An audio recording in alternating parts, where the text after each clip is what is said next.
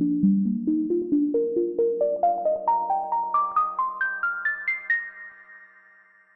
guys, it's LDSreliance. It's been a while since I've done a video where you've seen my face or where I've interacted with you and talked with you like I'm doing now. Recently I have quit my day job and decided to make the most of my YouTube channel and give it a go as a full-time endeavor. So there's going to be some changes, and one of those changes is I'm going to be adding more content for subscribers. In the past, a lot of my videos have been kind of standalone videos or how-tos or things that are kind of geared for the general public and not necessarily regular content for subscribers. And I apologize for that. I haven't had a ton of time to dedicate to that sort of thing. So I'm correcting that now. And one of the things that I'm going to be trying, at least, is a weekly interview with someone that applies to my channel. So whether that's somebody in the solar industry or what, hopefully that will be something that you guys will like. The idea came about from one of my subscribers reached out to me to interview me. Me as the subject. And so I said, sure, let's do it. I've tried this before, but sure, let's do it. And I've really enjoyed that process. I think it has legs. I think it's something that you guys will be excited about. And I think that teaming up with this other person who also has a YouTube channel, who's just getting started, and I want you guys to check him out and support him as well. Very similar YouTube channel. But I think that combining our two channels kind of together on a weekly basis and interviewing someone will be a great source of regular content for you guys. So that's the goal. Don't hold me to that. You guys may hate this. I don't know. But let me know what you think in the video comments afterward. But without further ado, here is the video that was shot with John Mahon interviewing me, and we'll take it from there. Hey everybody, I want to welcome you back today. We have a special treat for you. But before we get started, my name is John Mahon. My channel is State of Charge on YouTube. And today we have Jason Lee, and he is our guest today, and his channel is LDSreliance. You are going to want to go online and search for him and subscribe to his channel. And he has been gracious enough to give me some time today.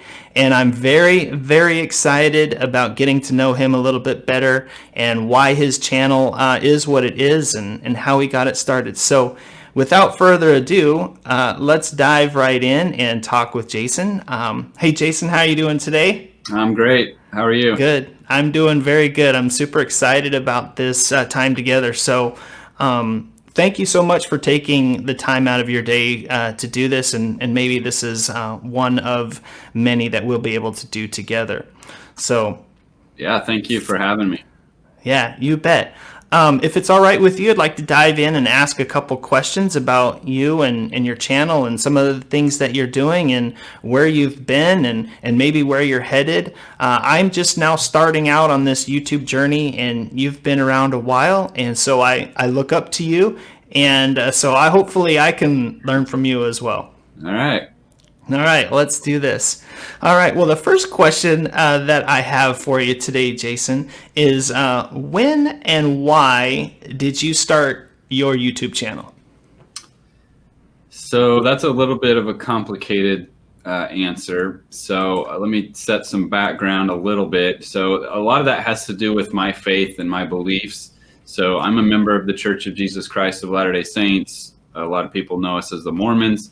And part of the teachings that we are taught, and especially when I was growing up in the 80s, was to be prepared to and to be self-reliant. So a lot of people know that we try to have 1 year's worth of food supply in our homes, and so when I was so around this time, this was in about 2008 to 2010. This time of my life, I was very poor, recently divorced, trying to kind of relearn who I was, and this kind of DIY spirit kind of awakened within me. And part of it was because I had to do it myself because I didn't have money to pay anyone to do anything.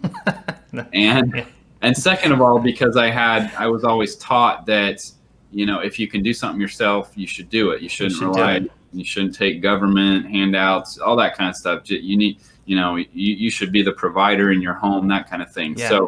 So that sparked a lot of DIY projects and a lot of learning and a lot of, okay, how the heck do I do this? And I don't know exactly when or why I got connected with YouTube. YouTube was still very young, pretty insignificant at that point. This was 2011 when I actually started the channel. Yeah. And I posted up a couple videos because I was learning a lot, and I kind of wanted to share some of that with other people. At the time, most of it was prepping stuff. So I was like trying to get my food storage in order. I lived in Oklahoma at the time, right in the middle of Tornado Alley. So I was trying to be prepared for tornadoes and sure power outages and all that. So did any of the 2008 like financial crisis kind of help spark any of that too? Is that, coming out of that into 2010 and 11, was that have anything to play? Absolutely. So around that same time, like I said, I was divorced in 2008. That was right when everything was started to crash. Yeah. So, I kind of sold all of my assets and started my business, my computer consulting business at that time. And so I was single, no kids, all that kind of stuff. So I had a lot of free time, free because I needed to be doing work, but I controlled my time. And there was some free time in the middle of all of the things you need to do from a financial obligation to kind of allow you to do some of those DIY projects, right? Yeah. And so I did not really even have a camera at the time. I think I had a cheap $100, little. That's great. Digital camera. And so I took some really poor quality. If you want to have a laugh, go look at the very beginning of my channel, the very first videos. They were very poor, but well, I watched your intro video, and it helped me understand a little bit about where you were coming from. So yeah, we all come a long ways in this process, in this journey, right? Yeah. So anyway, to make a long story short, I started throwing a few videos up there, mostly prepping stuff. And then I met who would become my wife now, and obviously some of that stuff went on the back burner. I was spending a lot more time with someone else, and then we got married and getting a new household set up and all that stuff. So for a couple of years, or at least a year, I didn't do a whole lot with the YouTube. And then one day I logged in. Oh, and by the way, this was long before there were any guidelines about monetization. So I was monetized from day one. Day one. Like 3 people looked at my videos, and that was it. And so fast forward a year later, I hadn't logged in a single time. Now I log in, and all of a sudden I've got 200 subscribers or something and like 3,000 views. I was like, who's watching my crap? Why does anyone care? So anyway, it kind of fueled me to like, oh, this is kind of cool. I just made $3 in advertising. Yeah, that kindled the fire then, right? Yeah. It kind of creates this treadmill, and you're like, oh, this is cool. What else can I do? And so I started putting more stuff into it. And then eventually I did some stuff on solar, and which went bananas, and the rest is kind of history. That's awesome. That's great. Which I mean, that's actually a great segue into the next question. What is the biggest impact solar technology has had on your life? And talk a little bit about that for us. So solar was a little interesting because to answer your question, it taught me to dig deeper into things, because a lot of other top things I was into woodworking. I was, I've been into computers and servers and stuff, networking for a long time, all that stuff. A lot of that's, you can get pretty deep into those things, but it is what it is. With solar, there was so much more. Every time I thought I had kind of peeled back the layers, there was more underneath. And what I mean by that is, as I got to know companies and public figures and experts and researchers and all this stuff, there's a lot of differing opinions. There's a lot of facts that may or may not be true. There's a lot of bad advice out there. And my initial results with solar was poor. I was very disappointed in what I had gotten myself into and the crappy investment that I had made. And so that I wanted to share that with other people. Like, hey, I just threw away $1,000 here. Don't do what I did. And teaching people how to do it the right way, which I should learn from my mistakes, right? Exactly. Yeah, that's awesome. I watched one of your videos on your channel where you did the remote Ubiquity where you could do the security camera. Now, does solar tie into your consultancy a lot of times? And was that a personal project or was that kind of a work-related project? That was kind of the first time that my professional day job stuff had kind of intersected with YouTube. I was working for a construction company at the time, and as their director of IT, and they needed a camera at the front gate of this facility, and they didn't have any way to get power there, and they were talking about trenching all the way over there, and it was a big mess. I'm like, dude, I could throw a solar panel right on that and have it up in 2 days. They're like, totally. Okay, do it. So I did, and I just whipped out my camera at the time. I didn't use like a tripod and a nice DSLR or anything. I just pulled out my mobile phone and took some videos of what I was doing. Yeah. I was already getting paid to do the thing anyway, so might as well, totally take some videos and show people what I was doing. So, that was the video that I first was introduced to who you were, and it was sparked something in me that created some excitement. So thank you for that. And then somehow you and I haphazardly met on this DIY solar forum website, and I reached out, and that's kind of how this got started. So I was excited actually when you kind of reached back and said, sure, let's do that. So I was a little starstruck. So cool. I appreciate that a lot. So as your audience has grown and your channel has begun to flourish, and you're doing some of the things that you want to do with it, over the years, what is the question that you get asked the most from your audience? That one. So there's a lot of them, but the biggest one, probably the most common one, and the one that I try to focus a lot of my videos on eliminating is, I just bought X and I'm trying to power Y. How do I get this to work, or why won't it work? So, someone buys a Harbor Freight solar panel kit and they're trying to power an air conditioner, or they've bought, they bought a 10 watt, solar panel and they're trying to power a hair dryer. Why won't this work? So there's obviously with all the comments, there's a lot of ignorance, and that's not a bad thing. It's just people don't really know much about solar, and that was me. They're starting their learning process and their journey at the same, at that moment.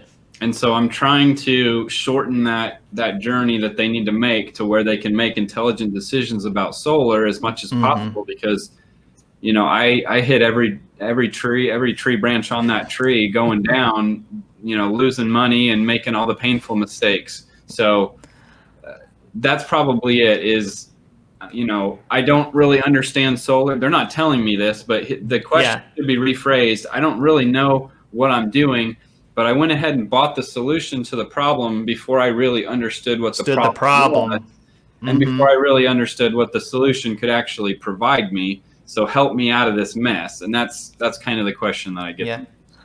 One of the things that I learned early on, and your channel helped me with that, was making sure you understand the load. How much power are you going to draw, and what does your specific application require, and then build from there.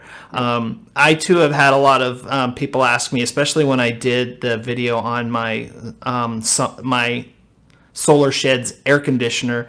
I had a guy say, "Hey, can I use this to power my RV for 24 hours continuous?"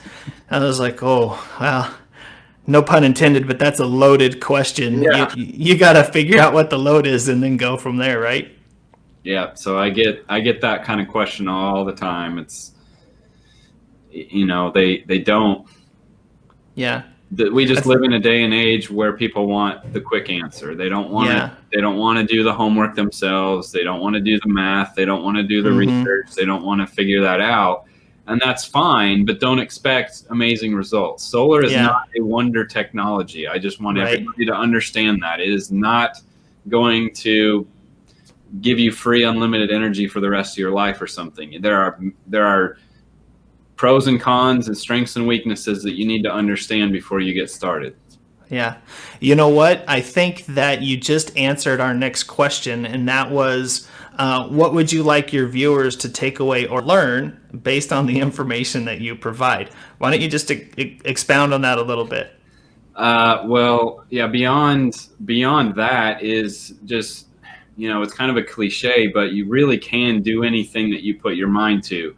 But there's more to that cliche than just sheer willpower. You're going to need some perseverance. You're going to need some natural curiosity. You're going to need some scholarship. You're going to need some, willingness to make mistakes and learn from them. But you can do this. Some people might look at a broken car and be like, I can never figure this out. But, you can't eat an elephant in one bite either. You've got to take it apart, start learning, start growing, start taking one bite at a time. And before you know it, you can do some of these hard things that people are terrified of. That was one of the things that really intrigued me about kind of educating myself a little bit more. And I by no means am an expert in solar. I do it because I think it's fun. I do it because I think it's intriguing, and I like learning. But it was just going through that process of understanding and learning, and then you get these aha moments, and you're like, wow, I could actually do this. This would be really cool to do. Yeah. And as long as you're in that mindset of, hey, I don't know everything, but if I just learn a little bit more, then I can do these things. And for me, that's kind of the fun of it. I don't want it to be a career, or, I don't want to put solar on my house myself. I just like tinkering with it, and that's where I find some of the joy in it. Very cool. The next question for you here is, what's been your favorite project and why? Well, you mentioned that you have a solar shed as well. That's been my favorite project, probably. I built a shed in my backyard shortly after I moved into this house, and built it completely from scratch myself. Bought all the lumber, did all that stuff, and other than like setting the frame up and then nailing it together, that was the only time that I had any help at all on the project. So that was probably the biggest and most fun project, most rewarding. And then obviously it gave me the excuse and the ability to put a bunch of solar panels up on top and play with solar. So it's and I've done a few videos on that over the years, and I've probably changed that solar panel system 5 times in that time. Nice. So definitely hasn't been a good financial investment, but it's been fun, and it's been very useful to me. Yeah. Well, this has been my first summer with a solar shed with air conditioning in Phoenix. This has been the hottest summer on record. There were more than 30 days consecutive of 115 degrees or higher this summer. And I learned a lot about what that solar shed can and cannot do in the summers here in Phoenix. And so, yeah, I'm going to be restructuring that a little bit this next year and figuring out a little bit more about what I can get from it. And yeah, totally understand where you're coming from there. Yep. So on that, this is our last question for the day. Time flies here. This has been awesome. What is your next big project, and will we see it featured on your channel? I have a bunch of little ones, potential ones coming up. I don't know whether I should mention them because then people are like, well, hey, when are you doing this? But I do want to add solar panels to my truck. Oh, wow. And I am going to revisit. I keep getting people asking me to revisit stuff about like web servers and stuff. So I'm going to build a new like low power web server. And this, since it's not really getting cold in Texas. It's probably not getting cold in Arizona, but it is in a lot of other parts of the world. So I'm trying to switch my mind over to that and start planning some videos on some cold weather things. So I want to revisit like a DIY solar heater that I did a long time ago. So those are some smaller ones. The biggest one I have planned that I've wanted to do for years and just haven't had the budget. So hopefully I might try to do a GoFundMe or something to help fund it because it's way out of my league. But I want to do a video that definitively answers, kind of like what you're experiencing right now with your solar shed. What does it take to actually, in the real world, power an air conditioner the way that you want to run it 24/7 with solar? No cutting corners. I've seen dozens of videos, like some dude out in the woods in Tennessee running his RV air conditioner on some 100-watt solar panel. There's more to the story there.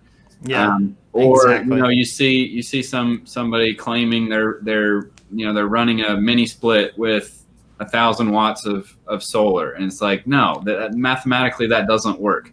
I want to find, but I don't want to just do the math. I want to do like real world. Okay, I'm going to do this. I'm going to install it on my house, and I'm going to run it all the time at a set point that's comfortable for me, and get it to where it actually works. That's my goal.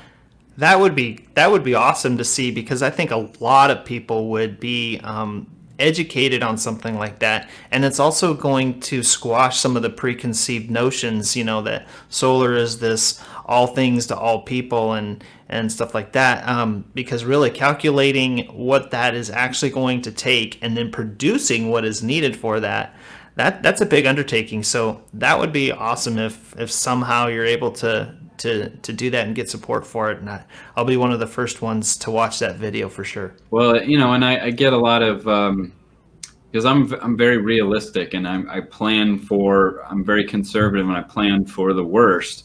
So if I'm going to do something like this, it's not good enough for it to just run like a top on the perfect day with no clouds in the sky in the middle of July. The thing has to work. It just has to flat out work. Yeah. And what's going to happen in the winter when your sunlight is diminished from the summer and you get a storm coming in and it lasts for 2 days? A lot of those things that aren't taken into consideration are huge for people to understand the importance of those things. Yeah, even the most recently, like, when I did a new video on solar powered surveillance camera, and I've got this big 100-watt solar panel on there for a 4-watt tiny camera. little. People are like, what are you doing? That's way overkill. Like, no, I just had 5 days of overcast and it almost ran out. So right now, because of all the fires that are happening in California, here the smoke is blowing from the west into Arizona, and it's been so overcast the last week, just from the smoke that we're seeing from California being blown in, that my solar production has decreased almost 50%. And those are just unknowns. You can't plan for something like that necessarily, but you can, prep no pun intended, Yep. for those kinds of things and be ready for those, and that preparedness will help you out. Yep, for sure. Yeah, that's awesome. Well, Jason, thanks so much for spending some time with me today and doing this.